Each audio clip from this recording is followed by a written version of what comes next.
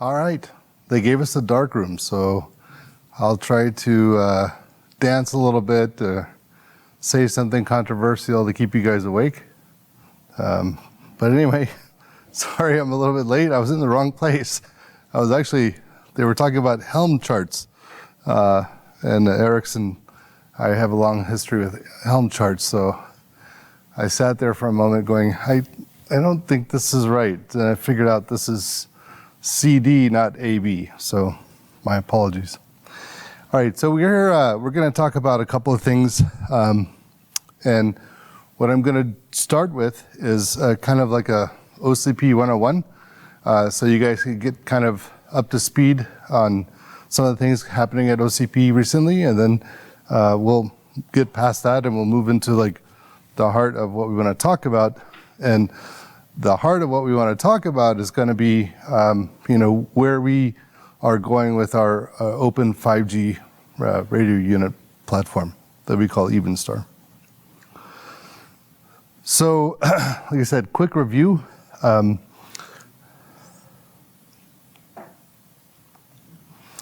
So how it started, we have Facebook in 2009. Okay, now I'm live. So Facebook in 2009, they had a problem with their business. Like they were trying to build this internet thing called Facebook. It was going crazy, the scaling problems that they were having. And their vendors were kind of not really receptive to what they needed. They had, their vendors had an existing business. These little guys from California, they were just annoying. They had this problem that no one really cared about. So what Facebook decided to do was, they also realized that they couldn't build this. If their projections were correct, there was no possible way they would ever hit break even based on their infrastructure. So what they ended up doing in 2009 was making a decision, and the decision was to build their own hardware platform. So they started from just the basics, and I could show you lots of pictures of the simplest things in the data center, like a server fan set that the Facebook engineers created, and they're very proud of. But it was a kind of it started them on a journey. So then after about a year of that, they decided, you know what? It's better if we take all of these, strange side projects we have and kind of organize them into something. And at the same time, not only just organize them into something, but kind of do it in the open. Because they had realized then that, working in the open was going to be a lot more efficient than trying to do a lot of proprietary things on their own. So in 2009 and 2011, sorry, my bad, they founded the Open Compute Project. And the Open Compute Project was, at that time, Intel, Rackspace, Goldman Sachs, and Sun Microsystems co-founder and Arista co-founder Andy Bechtolsheim that had got together with Facebook to start this crazy idea of working on hardware in the open. So where we are today is, sorry, I didn't realize there was all these click-throughs here. We have over 350 corporate members today. We have just added a new program, startup program. I don't think you guys will be very interested in that, but we've added 30 recent startup members. We have over 150 projects and work streams, and we're making about a $34 billion a year market impact. So there was a commercial a long time ago, I think it was from BASF, and they said, we don't make the paint, but we make the paint better. And that's kind of where OCP is. Like, we're not Dell or HPE, but our technology is embedded everywhere in the data center. And a lot of it is at the edge as well, right? A lot of the platforms that are deployed globally from MEC and even OpenRan are based on our OCP Open Compute platforms. So we are pretty widespread. So just to kind of give you a high-level hierarchy of how it's all organized, there are 12 top-level projects, and these top-level projects have many sub-projects. And this slide really is just to give you the idea of the hierarchy, but it is not a popularity. If it was a heat map, it might be inverted a little bit. But for example, the server group has got things like chiplets, CXL, the HPC, high-performance computing, things like that. Our telco, which has the edge, does not have Evenstar in it because it's kind of separate, and I'll explain why in a second. But all of these things are, at one point, somehow kind of disruptive and revolutionary to the markets that they're in. And they're all in the open. If you want to use your own open firmware, you want to build your own security chip for root of trust, you can just download the specs. They're that open. So beyond that project structure, we're always reacting to the market. And the market has needs, and then they come to OCP and say, hey, what about this? What about this? So we actually have a structure for one of them. That's in the bottom left-hand corner, and that's called Future Technologies Initiative. That Future Technologies Initiative basically is looking at things, 3 years away or 4 years away. Because the OCP side, we're production. We're like, write a spec, get it done. Write a spec, get it done. The Future Technologies Initiative is more about find a problem, you don't know what the answer is, work on it, chip away at it, eventually come up with some resolution like, yeah, this is good, or no, this is never going to be viable. And then from that, then they'll create a project. There's many projects in there that are very interesting, like AI hardware software co-design, which Arpit and I had talked about in 2022 at the Global Summit when I was new. It was just a kernel of an idea at that point. And they also have some other data-centric computing and really amazing things going on there. But some of the other special focuses we have right now are quantum. We don't know what's going to happen with quantum any more than you do, but we know that there's a lot of progress here, and our community is saying, well, what about it? How do I have a quantum data center? What does a quantum accelerator look like? Or what is quantum networking? Those types of things. So we do have a quantum special focus. We also have a special focus on AI, as you probably surmise. And I'll talk a little bit about that more later. We also have photonics, which I'll talk a little bit about, touch on. But that's another special focus of ours. And then we have Evenstar, which we're here to talk about. So just quickly, on the AI side, we announced at our recent regional summit that we had just ended last week. In fact, I flew back from Portugal Saturday. I slept Sunday and I came here. But some of the high points are we have an AI strategic initiative. Now, if you've ever seen NVIDIA slides of their networks, racks, chiplets of the Grace Hopper chiplets and things, all of that is loosely based on OCP ideas. So you've seen it before. But what's happening here is we are working towards standardizing a lot of different thorny problems in AI, and we're doing it for everybody in the ecosystem, not just those guys. So we also announced some interesting sustainability alliances, with iMation's Climate Accord. We're doing some remarkable things in carbon labeling. We'll be coming up with something that will enable digital twins so that you can take all these carbon, footprints that you have all the way down from the component level and roll it all the way up to a data center level scale and be able to know instantly what your carbon consumption is, what scopes are being affected, all these things. We also have, we also keep continuing our, engagements with other groups. And so we've recently announced some work with the UEC, the Ultra Ethernet Alliance, the consortium. And, that's around AI and scaling and scale out, basically. Again, this kind of goes back to what I was saying about what we do with, you've heard this before from NVIDIA, for example, but We have a special focus on short reach optical interconnect.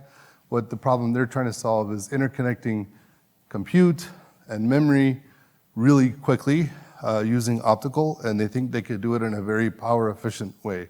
So that might be very disruptive to the market if they're successful. So Evenstar.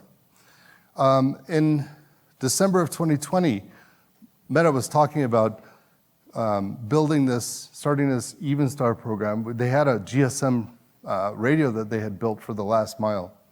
And what they had decided to do was, okay, let's evolve that to 5G. And so they had made some announcements, and you can see there on the screen, guys you've heard from before, Vodafone, DT, those guys. And their task was to build a kind of a Evenstar, what they called Evenstar remote radio unit. And some of the details there in the next bullet you could see are, they were gonna follow the 3GPP specs and the ORAN specs, and they were gonna build this, OpenRan radio unit, like everybody else said. Then, in 2023, June, they announced that they're gonna spin this out of Meta. And when they did that, they came to OCP and they said, okay, you guys are a great partner for us. We do a lot with you guys. We don't wanna see this die. A lot of people have put a lot of work and effort in it. We think you're a great home for this.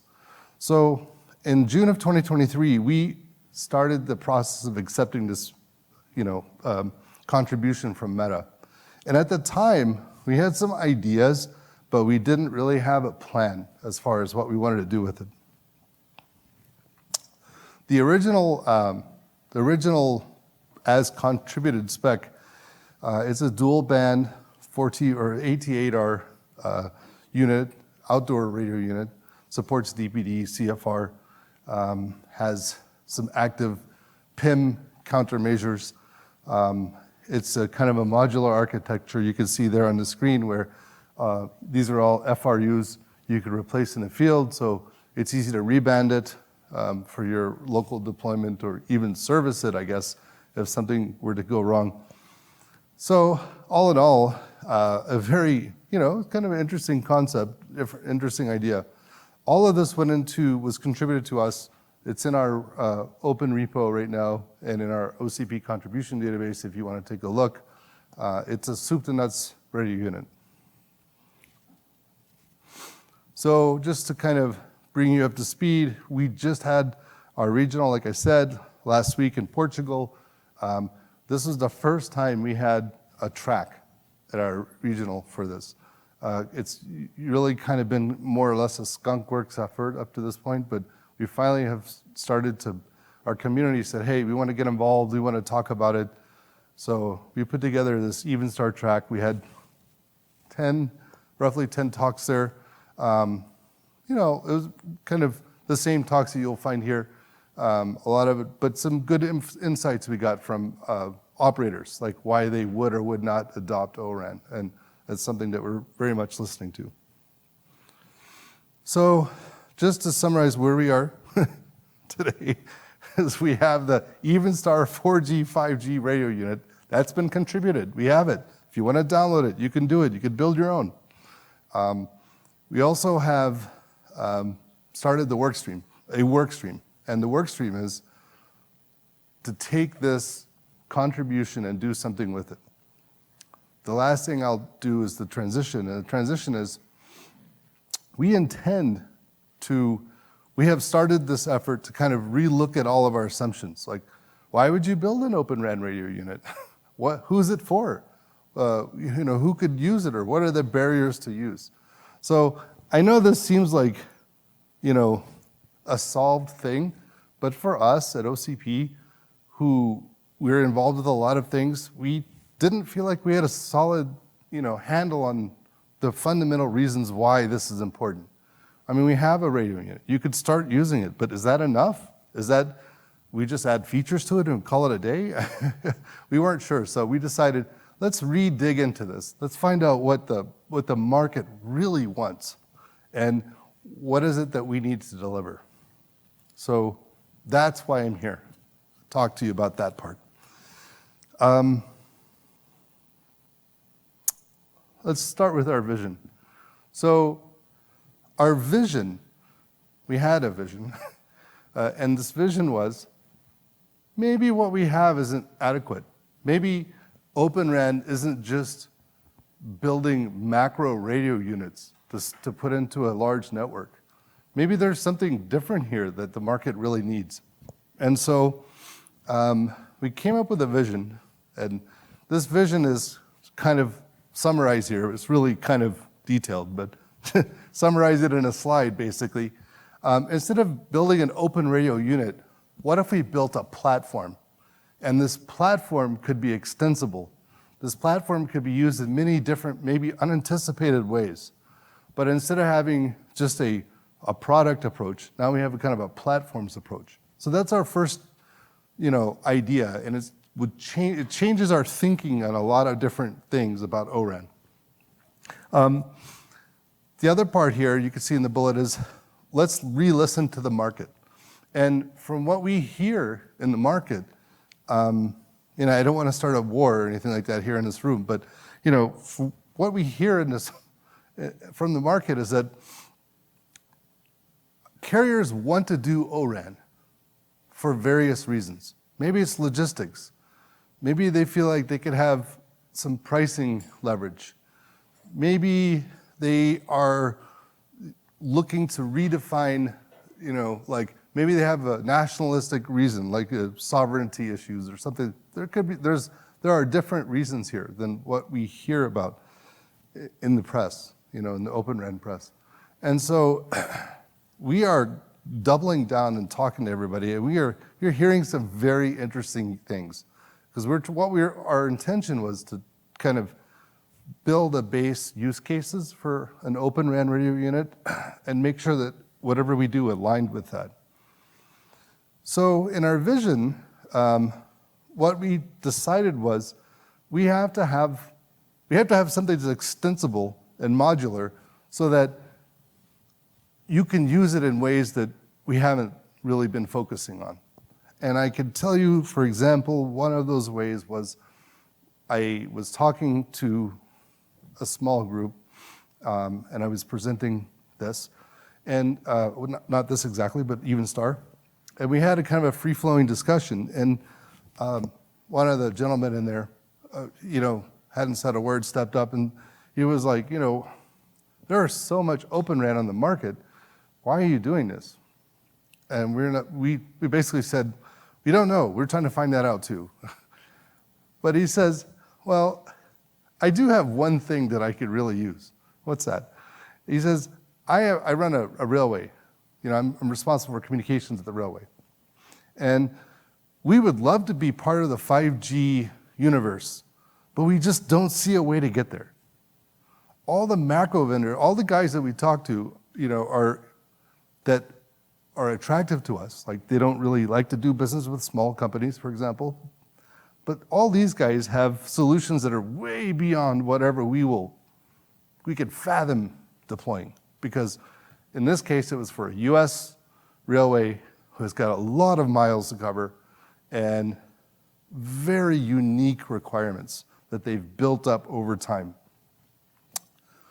So we start kind of peeling back that onion right there in that room.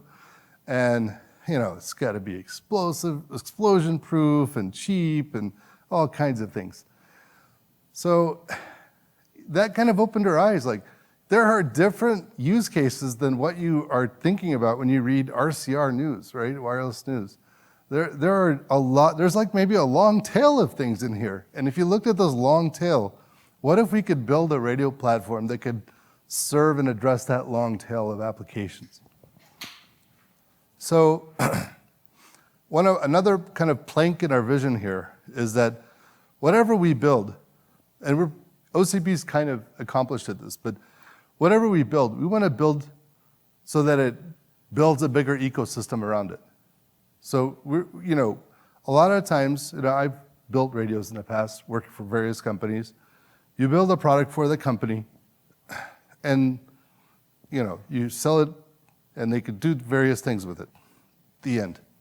But what if we could build a platform in which each one of you wants to make something for it or provide a service for it? You could. It's open. So part of our vision is to have enough modularity and openness so that this ecosystem can grow up around this platform. And I will kind of dig into that one a little bit later. Lastly, was it Wayne Gretzky said, don't skate to where the puck is, but skate to where it's going? So obviously, we at OCP, we do a lot of work in AI and 6G. Well, we don't do radio work in 6G. We're doing a lot of AI work in 6G and advanced cooling and chiplets and other areas, advanced architectures. So if we have all these other things going, and they're all very hot and relevant, why would we exclude them from planning a platform? Why would we just build a 5G platform for now? So we are actually looking to define our platform so that it's extensible. So it could be a cognitive radio. It could be whatever 6G requirement is for, FRX that's coming out. So that's something that we feel very strongly about. So part of our vision and part of what we have a modular contribution process. This modular contribution process makes hardware like software so that you define a base specification that's got all your requirements and the bottom line things of what you're trying to do, and then you can define specifications that kind of nest on top of it, right? So in this example here on the screen, we've got a base specification for just a generic vanilla radio unit.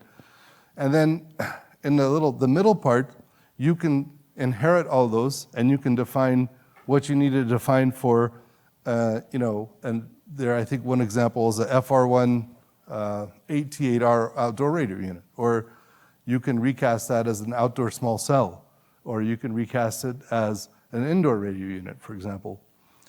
So with our modular specification process, we should define our specs so that it allows this customization without just boiling the ocean to get there, right?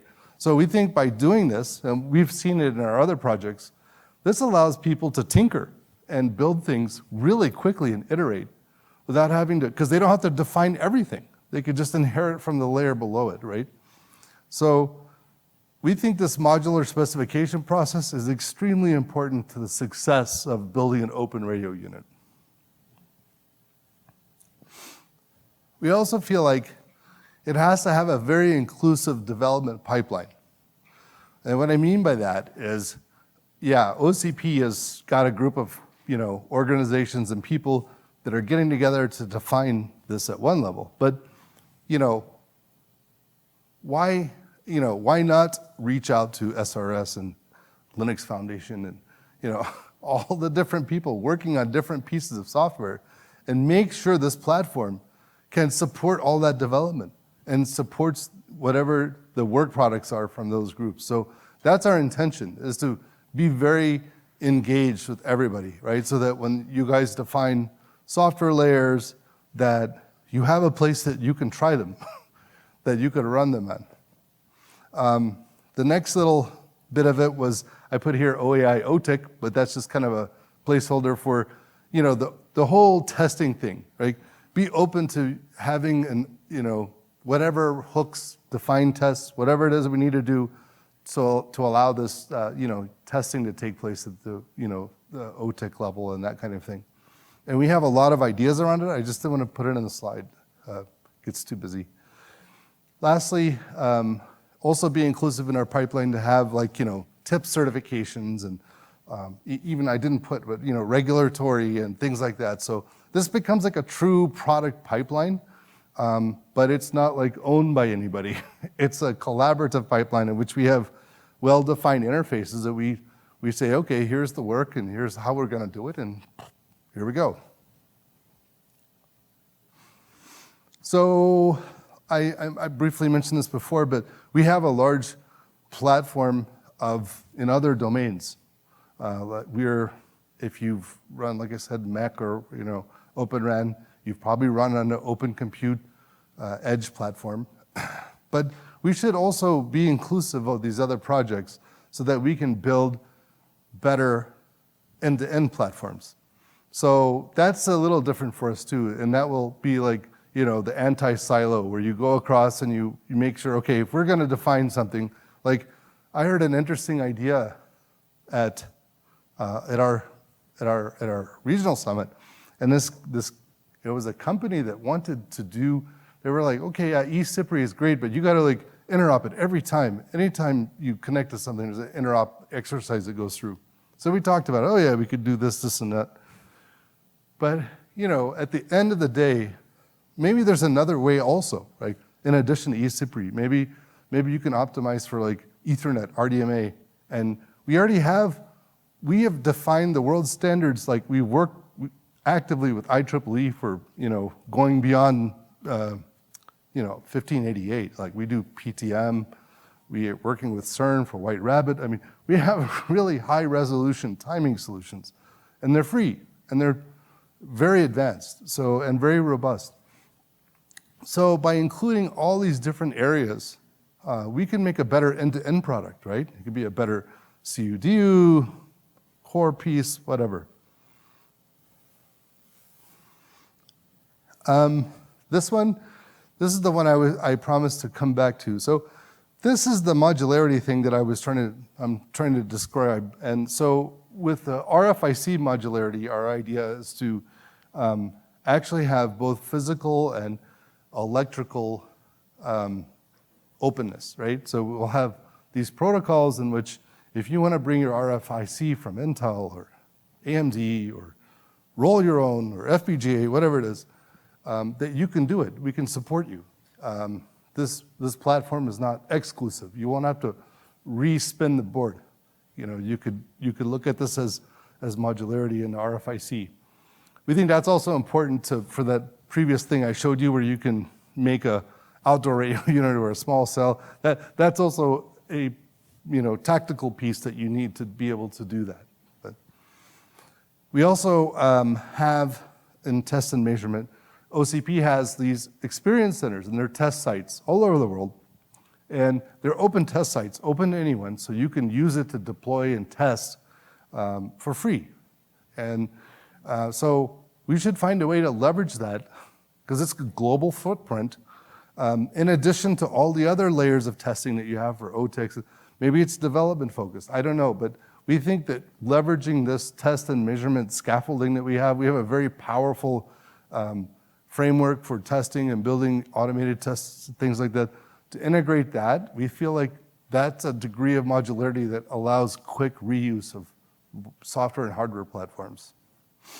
In the top right corner, flexible RF front end. So, of course, if you build different products, they'll have different, if you're chasing the long tail, then they don't all have 40-watt, transmit powers, for example, right? You might need 5 watts or 2 watts or 100 watts, whatever it is. So, there should be a modularity in the RF front end so that you can substitute transceivers or even components inside of transceivers. This is very tricky.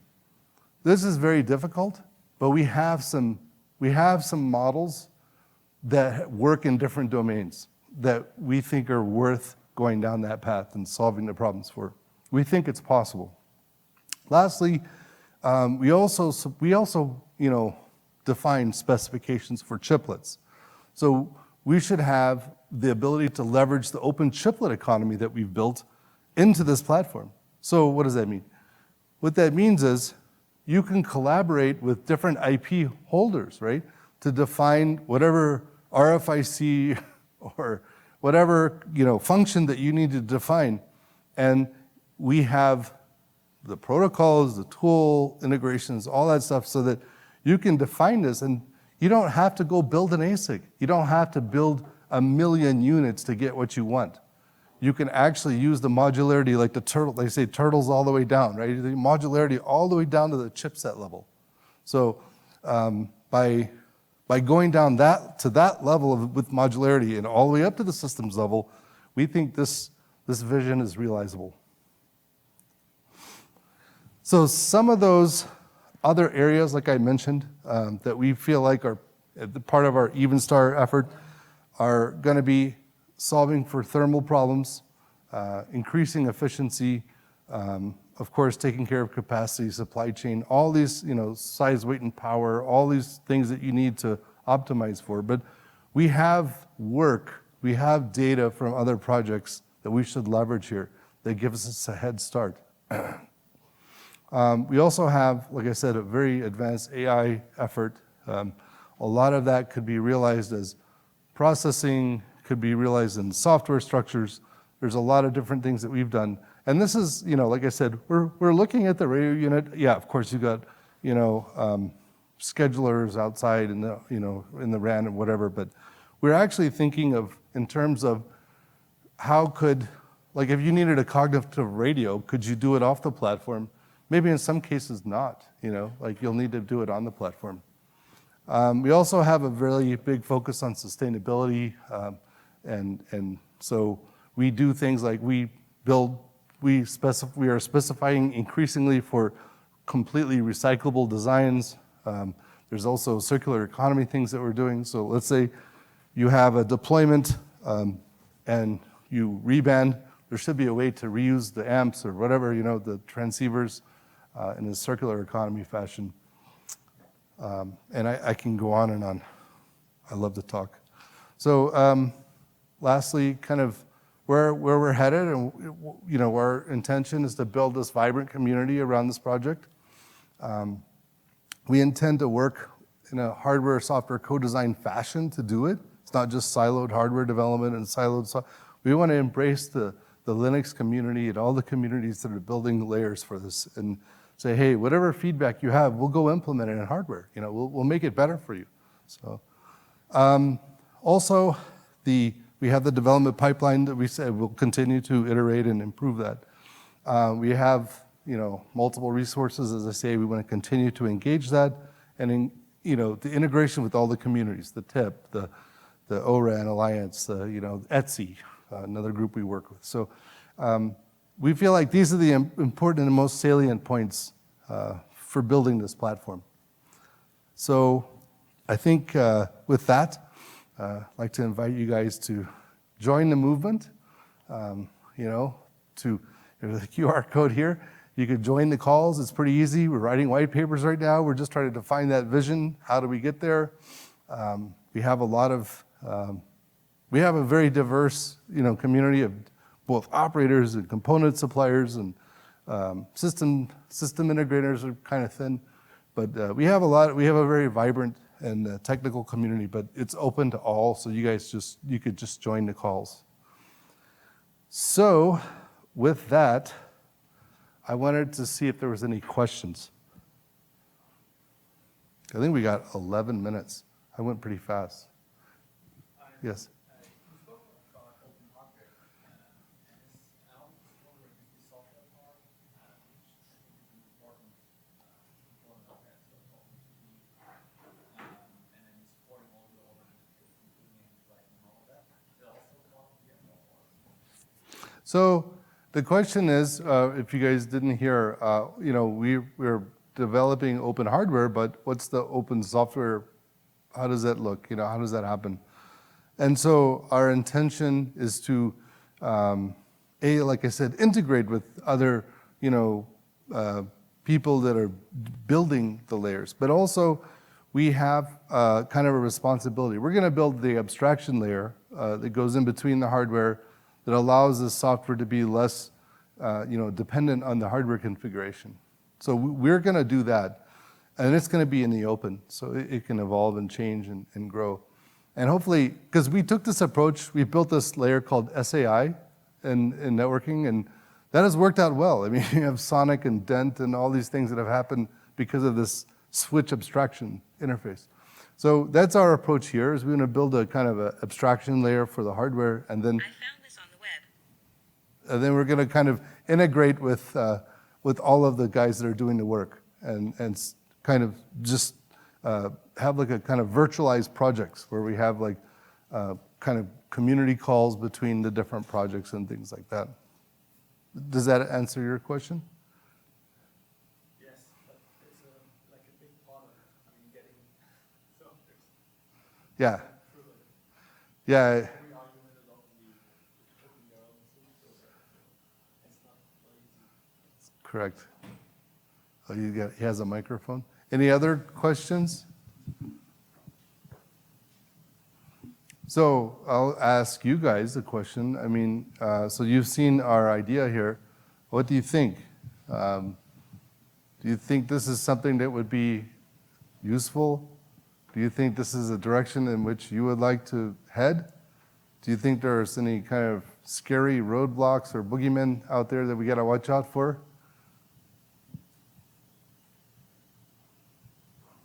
Yeah, I love the RF software. I do a lot of research and development. But at like several $1,000 per chip, it's a scary concept if you're going to large scale deployment. No, that was it. Yeah, RF SOC kind of keeps us up. Well, I mean, the two parts, right? The RF front end and the RF SOC. It's challenging and difficult. We are not naive to that, right? But we think, so if you look at what's a chiplet, what is a chiplet? A chiplet is different IP integrated on a substrate.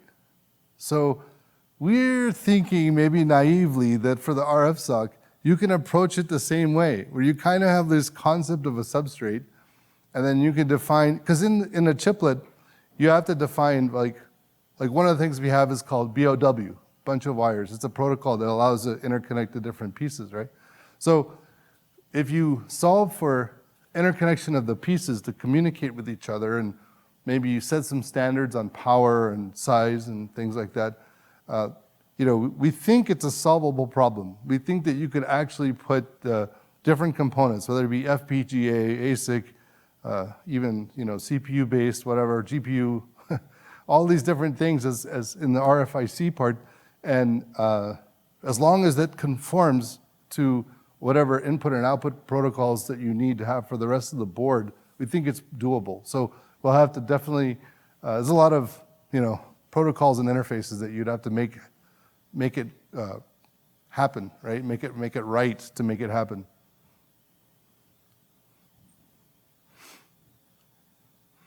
I knew it was dark in here. It's going to be quiet, but you guys are very quiet. So there was another item that came up in our regional summit, and it was a question from a carrier. The carrier asked, if you're going to go down this path of building an OpenRan radio unit, and it's not from Ericsson, Nokia, whatever, aren't you going to run into the brick wall of you don't have scale of economy, and this is going to give you like a high BOM costs for all these things? And I don't know the answer to that. I'm bringing it up, but I mean, I thought about it. When we disaggregated switching and we disaggregated the servers, we saw some different trends. One of them was sometimes the closed or proprietary nature of different pieces jack the prices up arbitrarily. So maybe by disaggregating, you unlock some of that pricing constraint, right? So maybe there's a little offset, like, okay, now you could use anybody's RFIC. Okay, maybe Intel's not going to be that expensive tomorrow. Maybe that's part of it. Another part of it could be that by standardizing on things, you actually will create scales of economy, because now, AMD can have more potential wins than they can have today, right? They're very locked into where they're at, for example. Or even Qualcomm could do something different. But the point is that you might create an ecosystem that could have more opportunities. So maybe the component costs could go down because they're still going to sell to Samsung, Ericsson, Huawei, whatever. Not Huawei. Samsung, Ericsson, Nokia. But but they could also sell here, right, to somebody who's building something very vertical. Maybe they're building it for mission critical. Maybe they're building it for the train system. Maybe they're doing the last mile in underserved areas. I don't know, but maybe these are new opportunities that they can't reach today, and that will actually be additive to their total volume, and maybe that will help in that dimension. Another thing that came up, I guess, while I'm thinking about it, it was, there's one of the operators said, we love the idea of OpenRan. We don't trust that it's going to happen. We know that a lot of products on the market say OpenRan, but we look at our network and we actually can't do it. It's too complicated. We're going to have to spend years of interoperability testing to bring one new vendor in.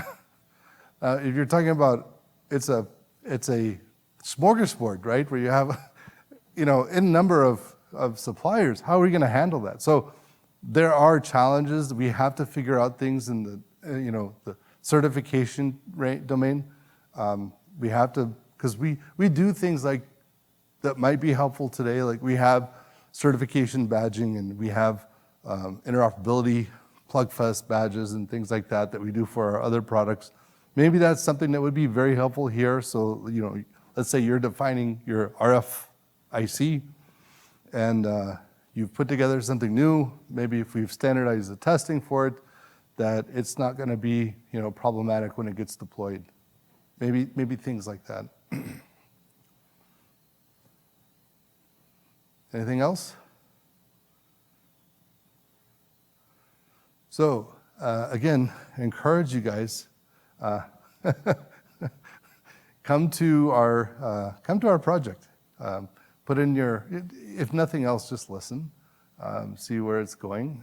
There's a main call, and then there's some breakout calls, but just go to the main call for now and listen. I think right now it's a very a parochial small community. So in all my years of dealing with 3GPP and even ORAN Alliance to some extent, but and IEEE and these other big groups, there's a lot of tribalism that takes place in those meetings. And so you kind of get in these little cliques, and you have to either be a part of a company that's in the clique, or you got to know people because you see them all every conference. And so it's not like that here at OCP. It's a bunch of guys trying to figure things out. So they're very inclusive, very open. They'll take input from anyone and engage you. So, all right, well, if nothing else, I appreciate you guys coming today. Thank you.